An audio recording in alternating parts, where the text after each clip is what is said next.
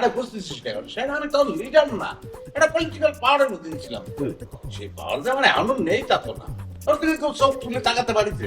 হ্যাঁ এই পারিছে কেউ কোনো পারনি তখন ভাত চাইতে বেশি খাবো বুঝছিস? তাহলে কি আমরা উঠে যাবো?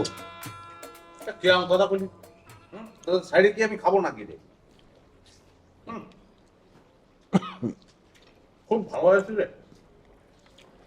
বাজার কিনে করেছিস মুরত? মুরাদ না, ওনার নাম হচ্ছে মুরাদ। ওই ভালো। ও কি করে রে?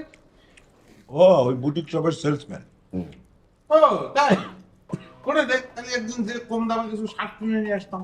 মহৎপুরে একদিন বইলো নিয়ে যাবে না। তা বস, আপনি কোনো কাজ করেন না? আমি হচ্ছে কি একটা এনজিও তে চাকরি করতাম বুঝেছিস, কিন্তু সে চাকরি ছেড়ে দিয়ে আমি বাড়ি ফিরে গেছি। কেন কি জানি আমি যে বেতন পাতাম ওকে ভাতের পয়সা হয়। একটা চাকরি করে যদি ভাতেই খাতি না পারি তাহলে সে চাকরির কোনো দাম আছে? হ্যাঁ বল, কোনো দাম আছে? না না, আছে কোনো দাম? একদম খাঁটি কথা কাজ করছো, ও চাকরিটা সেটা ভালো করছো। তা এখন কোনো চাকরি খুঁজতেছ না? নিন মজাদার গোলমার্ক বক্স, কুড়মুড়ে বাইটে ফুরফুরে লাইফ।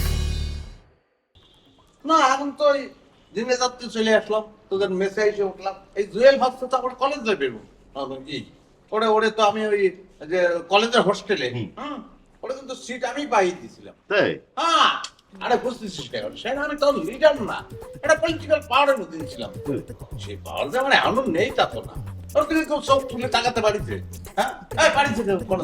পারনি বাবা আমার তো মেজাজ যদি খারাপ হয় বুঝেছিস, ওর পিছনে জেদ ধরে বসি তার শেষ দেখে ছাড়ি। অ্যাকচুয়ালি বস টাইপের লোক যারা, বস মেন্টালিটির লোক যারা, তাদের এরকম হয় বুঝেছিস। কোন মেন্টালিটির বস? বুঝতে পারছি, বস বস বস। তাহলে দাঁড়া দাঁড়া কেন? দাঁড়া ভাই দাঁড়া, হয়েছি দাঁড়া একটু। জি। আচ্ছা কি এই এদিকে আমার হাত হোস হচ্ছে না বুঝেছিস, হ্যাঁ। একটু সুট চাইবে।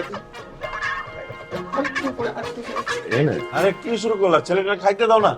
ওরে খাবে নে, চুল করে তুই বলবি মাছ বাড়াবো নামতে থাক খানি দিদি থাক